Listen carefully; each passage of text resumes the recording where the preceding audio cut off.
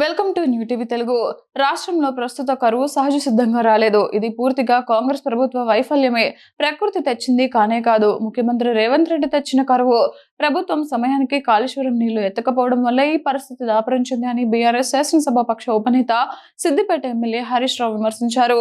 కేసీఆర్ ముఖ్యమంత్రిగా ఉన్నప్పుడు కాళేశ్వరం ద్వారా గోదావరి జలాలను ఎత్తి తెలంగాణ రైతులకు అందించారని గుర్తు చేశారు.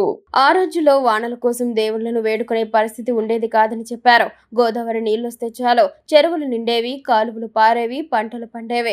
గడిచిన ఆరేండ్లలో కరువు అనే మాట రైతు నోట వినిపించలేదని పేర్కొన్నారు. వేసవిలో కూడా చెరువులు అలుగులు తొక్కాయని, 2 పంటలు కాదు 3 పంటలను కూడా రైతులు సాగు చేశారని చెప్పారు. కాళేశ్వరం ప్రాజెక్టుపై రాజకీయ కక్ష సాధింపు మానుకోవాలని హరీష్ రావు ప్రభుత్వానికి సూచించారు. కాళేశ్వరం వల్ల కేసీఆర్కు పేరుస్తుందనే కారణంతో ప్రాజెక్టుని నిర్లక్ష్యం చేయొద్దని హితవు పలికారు. రైతుల ప్రాణాలు రాజకీయాల కంటే గొప్పవని పేర్కొన్నారు. మోటార్లు ఆన్ చేసి నీళ్లు ఎత్తిపోయాలని, ప్రజలకు ఉపయోగపడే ప్రాజెక్టులను రాజకీయ కక్షతో పక్కన పెట్టొద్దని డిమాండ్ చేశారు.